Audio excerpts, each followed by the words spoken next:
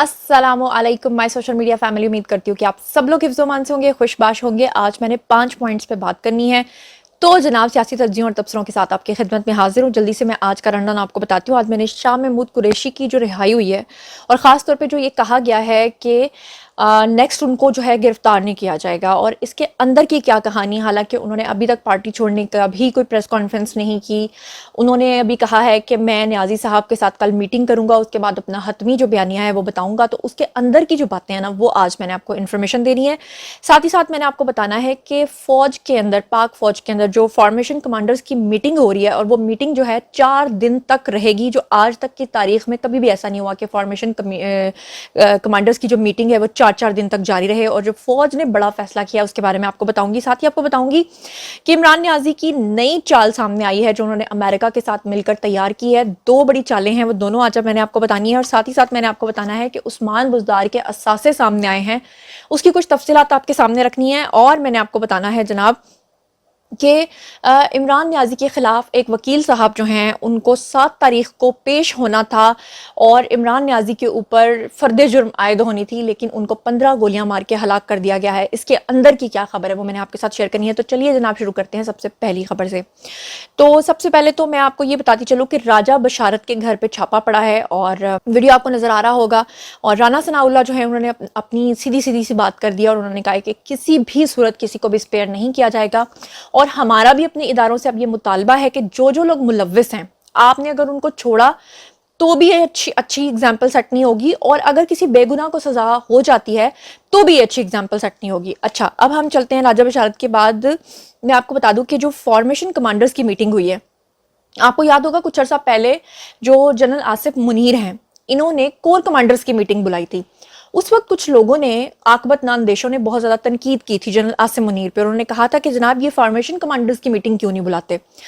होता दरअसल ये है कि जब भी कोई नया आर्मी चीफ बनता है तो वो मुल्क की सलामती और जितने भी हमारे अंदर के इदारे हैं उन सब की जो एक नई तश्कील नौ ये किस्म की होती है ना, कि हर एक नया मनसूबा बनता है, एक नई तर्ज के ऊपर सारी पॉलिसी जो है वो तरतीब दी जाती है। तो उसमें होता क्या है कि जो आर्मी चीफ होते हैं वो तमाम कोर्स के जो चीफ होते हैं उन सबको बुलाते हैं, जिसको फॉर्मेशन कमांडर्स की मीटिंग कहा जाता है, जिसमें तमाम बड़े लेवल के जितने भी लोग हैं वो सब इकट्ठे होते हैं।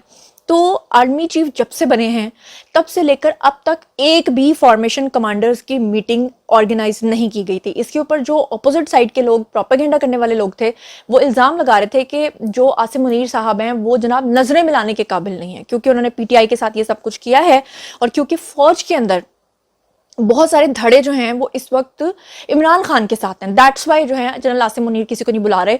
और कुछ लोगों ने ये भी तनकीद की थी कि आसिम मुनीर साहब जो हैं उनको इस बात का भी डर है कि फौज के अंदर उनके खिलाफ बगावत जो है वो शुरू हो जाएगी, क्योंकि लोग आसिम मुनीर को पसंद नहीं करते बल्कि इमरान न्याजी को पसंद करते हैं। और इसके अलावा कुछ लोगों ने ये बात भी की थी कि आसिम मुनीर साहब जो हैं वो मुल्क से बाहर थे जिस वक्त ये सारा मुल्क के अंदर 9 मई का वाक़या हुआ, और उस वक्त जो है अंदर से ही बगावत फूटनी थी, यानी जनरल आसिम मुनीर के ख़िलाफ़, और उनको हटाया जाना था, और उसके बाद इमरान न्याजी साहब ने दोबारा से आ जाना था। इसलिए जो है जो आसिम मुनीर हैं वो ये सब कुछ करने से डरते हैं। जनरल आसिम मुनीर के ऊपर एक और भी इल्ज़ाम था। ये जो इमरान न्याजी हैं, इन्होंने जब आसिम मुनीर साहब बने थे आर्मी चीफ तो इनके ऊपर एक और इल्ज़ाम लगवाया था। वो इल्ज़ाम इन्होंने ये लगवाया था कि ये अहले तशी हैं। हालांकि अहले तशी होना बुरी बात नहीं है, लेकिन मैं आपको बता रही हूँ कि इन्होंने उनके खिलाफ ये बदतरीन प्रोपेगेंडा ये किया था कि जो आसिम मुनीर हैं वो बेसिकली अहले तशी हैं, और क्योंकि वो सैयद हैं इसलिए उन्होंने समझा कि हर सैयद अहले तशी होता है। और इमरान न्याजी ने क्या किया था कि जनरल आसिम मुनीर की फैमिली का डेटा निकलवा कर, उनके आईडी कार्ड्स की सारी डिटेल्स निकलवा कर सऊदी अरब को दी थी, क्योंकि सऊदी अरब और ईरान के आपस में बनती नहीं है। दैट्स वाई इन्होंने ये कहा था सऊदी अरब को कि आप इसमें सालसी करके किसी तरीके से जनरल आसिम मुनीर की जो तैनाती है उसको रुकवाएं। लेकिन यकीन करें, मेरा अपने रब के ऊपर इतना पक्का यकीन, यानी यकीन तो था लेकिन और यकीन फर्म हो गया है कि जिसे अल्लाह रखे उसे कौन चखे। यानी आसिम मुनीर साहब के खिलाफ जनरल फैज, जनरल बाजवा, इमरान न्याजी, उनकी पूरी हुकूमत ने जोर लगा लिया, लेकिन आसिम मुनीर आखिर आर्मी चीफ बनकर ही रहे। तो अब ये जो प्रोपेगेंडा किया जा रहा था कि वो फॉर्मेशन कमांडर्स की जो मीटिंग है उसको नहीं बुला रहे, तो आखिरकार जनरल आसिम मुनीर ने वो भी बुला ली। अब वो बुला तो ली, लेकिन उसका जो दरानिया रखा वो 4 दिन का रखा। आमतौर पे जो आर्मी चीफ्स होते हैं वो क्या करते हैं, वो 1 दिन की जो मीटिंग है, कमांडर्स की मीटिंग जो होती है वो 1 दिन की रखते हैं। لیکن اب کی بار پاکستان کو جو درپیش چیلنجز ہیں اس کے اکارڈنگلی جو آرمی چیف ہیں انہوں نے یہ کہا ہے سختی کے ساتھ کہ 4 دن سب کو آنا ہے. اس کے پیچھے 2-3 ایجنڈاز ہیں. جو اندر کی خبر ہے وہ میں آپ کو بتا دیتی ہوں. نمبر 1، فوج نے ان 4 دنوں کے اندر جو اپنے فیصلے کرنے اور آگے امپلیمنٹ کروانے ہیں اس کے بارے میں سب کو اعتماد میں لینا ہے. نمبر 2، فوج کے اندر جو لوگ بغاوت کرنا چاہتے تھے، جنرل عاصم منیر کو ہٹوانا چاہتے تھے، جو دوسرے دھڑوں کے ساتھ تھے، ان 4 دن کی تقاریر اور ان 4 دنوں کی ڈسکشنز کے دوران آرمی چیف جو ہیں وہ 100% شور ہو جائیں گے کہ جن لوگوں کے اوپر شکوک و شبہات تھے کہ یہ وہ لوگ ہیں جو اندر سے بغاوت کریٹ کرنا چاہتے ہیں، اچھا تو 100% کنفرم ہو گیا کہ یہ وہ لوگ ہیں. کیونکہ ایسا تو ہو نہیں سکتا کہ کوئی کسی اسکول آف تھاٹ کا بندہ ہو اور اس کے بارے میں پتہ نہ چلے کہ یہ کس سوچ کا حامل ہے. اور تیسرے نمبر پہ جنرل عاصم منیر جو ہیں وہ یہ بات کر چکے ہوئے ہیں کہ کسی بھی صورت ہم نے جو ایسے لوگ ہیں جنہوں نے 9 مئی کا سانحہ کیا ہے، تو فوج کا یہ خیال ہے کہ ہمارے لیے یہ 9/11 کا دن ہے. جس طرح 9/11 کو ہوا تھا، جس طرح امریکہ کے اندر حملہ ہوا تھا، اس طرح ہم جو ہے اس کو کبھی معاف نہیں کریں گے. اور وہ لوگ جو فوج کے اندر اگر یہ کہیں سوچ رہے ہیں یا کہیں ان کے ذہن میں یہ خیال ہے کہ شاید ان کو چھوڑ دیا جائے گا یا ان سیاستدانوں کا ملٹری کورٹس کے اندر جو ہے وہ محاسبہ نہیں ہوگا، تو ان کو بتا دیا جائے کہ جناب یہ چیزیں اور یہ خیال آپ اپنے ذہن سے نکال دیجئے. تو سب سے بڑی بات یہ کہ وہ لوگ جو یہ پروپیگنڈا کر رہے تھے کہ جنرل عاصم منیر جو ہے ان کے اندر یہ حوصلہ ہی نہیں ہے کہ وہ فارمیشن کمانڈرز کی میٹنگ کو کال کر سکیں، ان کے سینے کے اوپر اس وقت مونگ دلی جا رہی ہے. کیونکہ وہ یہ سوچنے پہ مجبور ہو گئے ہیں کہ ہائے اللہ، ہم تو کہہ رہے تھے کہ ایک میٹنگ نہیں بلائی جا رہی، یہاں پہ تو 4 دن کی میٹنگ ہو رہی ہے. اور ایک اور سب سے امپورٹنٹ مزے کی بات آپ کو بتاؤں کہ جنرل باجوہ جب بھی میٹنگز کیا کرتے تھے، ایون کہ انہوں نے ویٹرنز کے ساتھ بھی جب میٹنگ کی تھی، جب انہوں نے ریٹائرڈ افسران کے ساتھ بھی میٹنگز کی تھی، تو آپ کو یاد ہوگا کہ ابھی جنرل باجوہ میٹنگ کر کے ہٹتے تھے اور ان کے آڈیوز جو ہیں وہ واٹس ایپ گروپس کے اندر چلے جاتے تھے. اور اس وقت بھی آپ کو یاد ہے ان کے واٹس ایپ گروپ کے آڈیوز وغیرہ وہ سب ہم نے اپنے ولاگز میں آپ کو سنوائے تھے. یہاں تک کہ اندر کے جو لوگ ہیں وہ یہ خبریں بھی دے دیتے تھے کہ جناب جنرل باجوہ نے یہ کہا، بدلے میں سامنے والے نے یہ کہا. لیکن جنرل عاصم منیر کے معاملے میں آپ یہ سب چیزیں نہیں دیکھیں گے. اس وقت لوگوں کے دلوں کے اوپر ایک ایسی دھاک بیٹھی ہوئی ہے، ایسا ڈر بیٹھا ہوا ہے، ایسا خوف بیٹھا ہوا ہے کہ ان کو پتہ ہے کہ اگر آرمی کی جو ہماری یہ سیکرٹ میٹنگز ہیں، یعنی جو صرف آرمی کے اداروں تک رہ سکتی ہیں، اگر یہ واٹس ایپ گروپس میں گئیں، اگر یہ ادھر ادھر گئیں، تو اس کا انجام ہمیں ویسا ہی بھگتنا پڑے گا جیسے 9 مئی کے کلپریٹس کو بھگتنا پڑے گا. تو یہ ہوتی ہے ایک رٹ، یہ ہوتی ہے ایک چیف یا ایک ادارے کے سربراہ کی جو رٹ ہوتی ہے، یعنی اس کی جو ایک کمانڈ ہوتی ہے، یا اس کا آپ سمجھ لیں کہ ایک پاور ہوتی ہے. تو وہ پاور جو ہے نا بیسکلی جنرل عاصم منیر بتا رہے ہیں، اور یہ بہت ہی ایک خوش آئند بات ہے. اب چلتے ہیں جناب جی اگلی خبر کی طرف، جو کہ شاہ محمود قریشی کے حوالے سے ہے. آپ کو پتہ ہے کہ شاہ محمود قریشی جو ہیں وہ جیل میں 1 مہینہ گزار کے آئے ہیں. آپ کو یہ بھی پتہ ہے کہ پی ٹی آئی سے ریلیٹڈ جتنے بھی لوگ ہیں ان سب نے پی ٹی آئی چھوڑ دیا. آپ کو یہ بھی پتہ ہے کہ ان سب نے اپنی پریس کانفرنس کی ہے، اس کے بعد ہی وہ گئے ہیں. لیکن شاہ محمود قریشی کے معاملے میں ساری چیزیں الگ ہیں. شاہ محمود قریشی کے بارے میں جج صاحب نے یہ بھی کہا ہے کہ ان کو دوبارہ گرفتار بھی نہیں کرنا. انہوں نے اپنی پریس کانفرنس بھی نہیں کی، انہوں نے باہر آ کر اپنا بیانیہ بھی نہیں دیا، بلکہ الٹا وہ یہ کہہ کر پریس کو چلے گئے کہ جناب ساری پریس باہر کھڑی تھی لیکن انہوں نے کوئی سوال بھی نہیں لیا. ان کی بیٹی ان کو ڈیالہ جیل میں لینے کے لیے آئی تھی، لیکن شاہ محمود قریشی نے یہ کہہ کر بات ٹال دی کہ ابھی مجھے عمران نیازی سے ملاقات کرنے دیں، ملاقات کرنے کے بعد جو ہے وہ میں آپ لوگوں سے بات کروں گا. آخر اس کے پیچھے کیا ایجنڈا تھا؟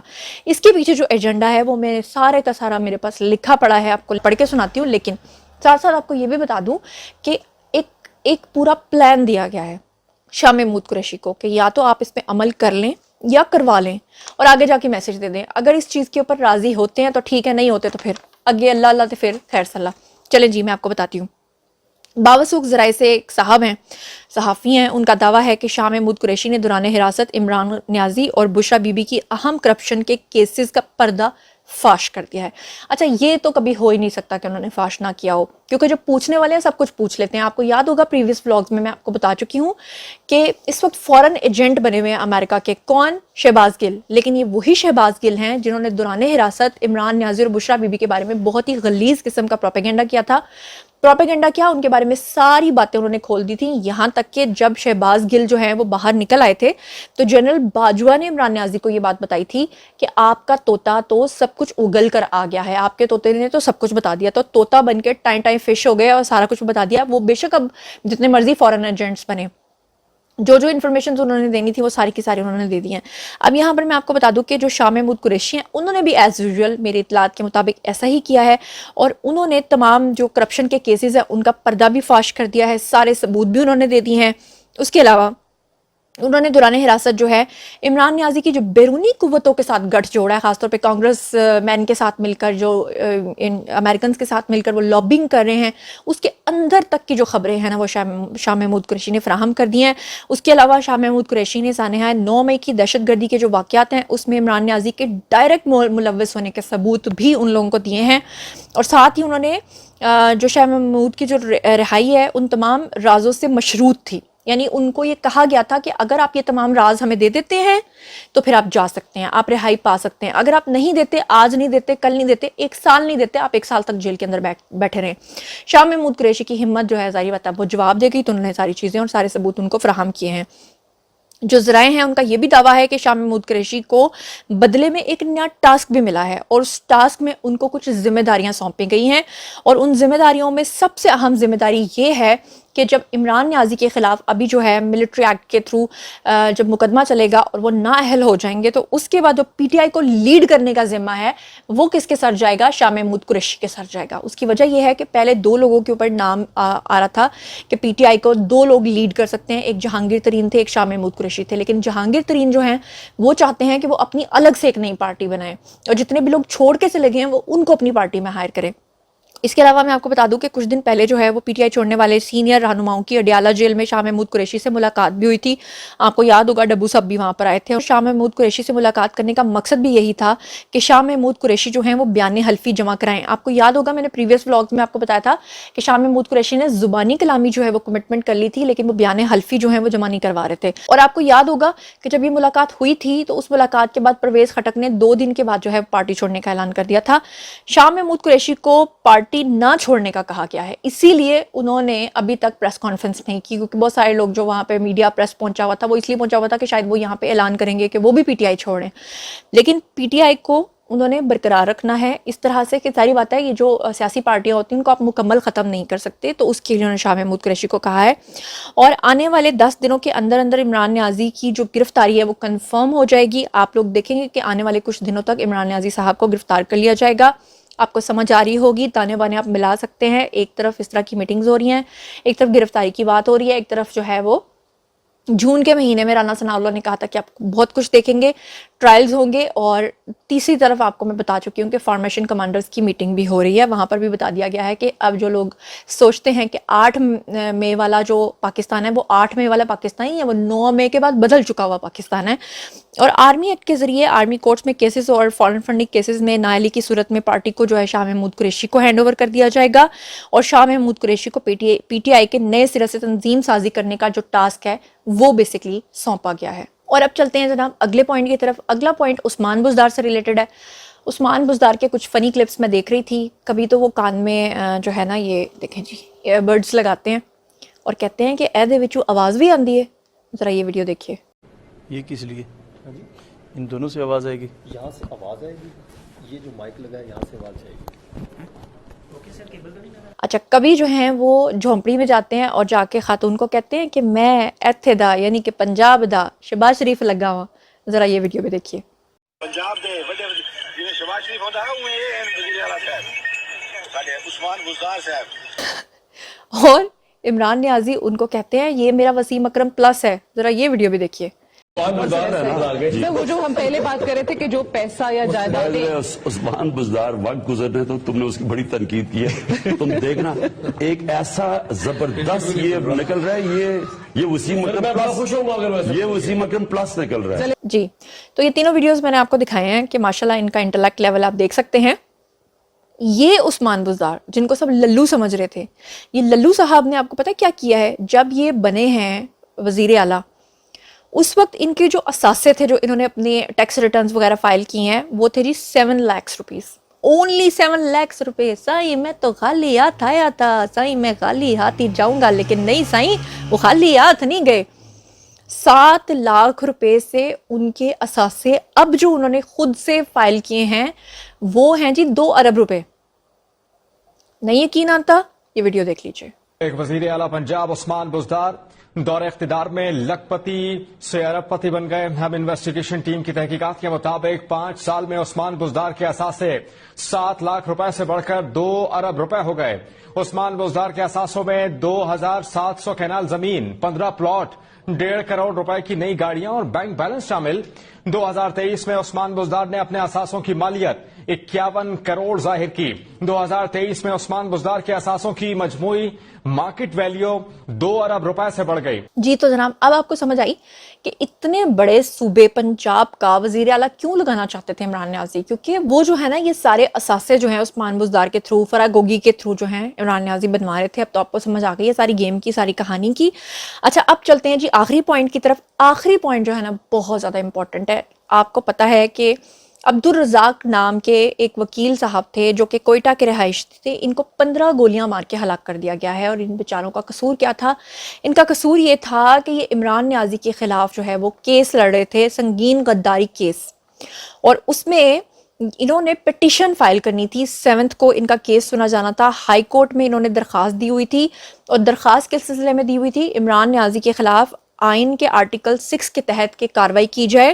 اور عمران نیازی کے اوپر جو ہے وہ 7 کو جب یہ سماعت ہونی تھی تو سنگین غداری کا جو ان کے اوپر ایلیگیشن تھا وہ ثابت ہو جانا تھا اور ان کے اوپر جو ہے نا وہ دفعہ لگ جانی تھی، 6 آرٹیکل لگ جانا تھا.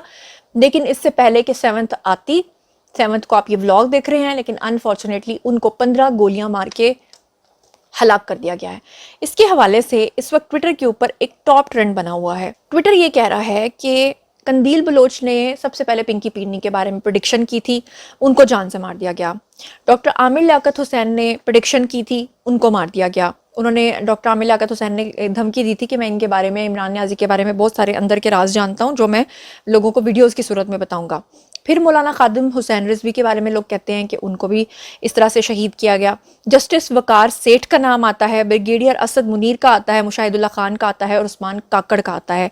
اور درجنوں ایسے نام آتے ہیں. اور ان تمام چیزوں کے اوپر ایک طرف تو دل کہتا ہے نہیں چھوڑو یار یہ ایسے ہی ہوگا، لیکن پھر ایک طرف عمران نیازی کا وہ ویڈیو سامنے آتا ہے جس میں وہ خوف کے مارے تھر تھر کانپتے ہیں اور وہ کہتے ہیں کہ میں جیل جانے سے اس لیے ڈرتا ہوں، یا جیل جب وہ گئے بھی تھے تو وہ باتھ روم نہیں گئے تھے 24 گھنٹے تک، کیونکہ وہ خود اپنے منہ سے یہ بات کا اقرار کر چکے ہیں کہ اس طرح کا انجیکشن دے دیا جاتا ہے یا اس طرح کا کھانے میں زہر ملا کے دے دیا جاتا ہے کہ اس کے بعد انسان مر بھی جاتا ہے. اور مرنے کے بعد اس کا جو پوسٹ مارٹم رپورٹ آتی ہے اس میں جو اس کی موت آتی ہے وہ ہارٹ اٹیک کی وجہ سے یا اس کی طبعی موت آ جاتی ہے. یہ آتا ہی نہیں کہ اس کو زہر کھلایا گیا تھا. تو کیا یہ کڑیوں سے کڑیاں ملائیں تو بہت ساری چیزیں کھلنی جاتی ہیں آپ کے اوپر، بہت ساری چیزیں عیانی ہو جاتی ہیں آپ کے اوپر. بہرحال جناب یہ تھا آج کا ویڈیو. ابھی اور بہت سارے امپورٹنٹ پوائنٹس ہیں، لیکن شام کو 4 بجے میرا دوسرا ولاگ دیکھنا ہرگز مت بھولیے گا. اس میں آپ کو اور بہت سارے اہم انکشافات کروں گی. میرے 2 ویڈیوز آتے ہیں دن میں، ایک 7 بجے صبح آتا ہے، ایک شام کو 4 بجے آتا ہے. اور آپ لوگوں کے پیار کا بہت بہت شکریہ. اب باری ہے جی آپ لوگوں کی. آئیے کامنٹ سیکشن میں کہ شاہ محمود قریشی کے حوالے سے جو ان کو ٹاسک سونپا گیا ہے اس کے بارے میں آپ کا کیا خیال ہے. فارمیشن کمانڈرز کی جو میٹنگ ہو رہی ہے اس کے بارے میں آپ کا کیا خیال ہے. عمران نیازی نے جو یہ اپنا سنگین غداری کیس کے اندر یہ جو عبدالرزاق صاحب کو گولیاں ماری گئی ہیں اس کے بارے میں آپ کا کیا خیال ہے. عثمان بزدار کے اثاثوں کے بارے میں آپ کا کیا خیال ہے. راجہ بشارت کے گھر پڑی ہے ریڈ، اس کے بارے میں آپ کا کیا خیال ہے. اور باقی تمام چیزوں کے بارے میں آپ لوگ کیا سوچتے سمجھتے ہیں آئیے کامنٹ سیکشن میں شیئر کیجیے. پرسنلی جواب دوں گی. مزید خبریں، ولاگز، انٹرویوز اور سیاسی تجزیے جاننے کے لیے میرے سے کنیکٹڈ رہنا ہرگز مت بھولیے گا. چینل کو سبسکرائب کر لیجیے گا. اپنا بہت خیال رکھیے گا. اللہ نے کے بعد.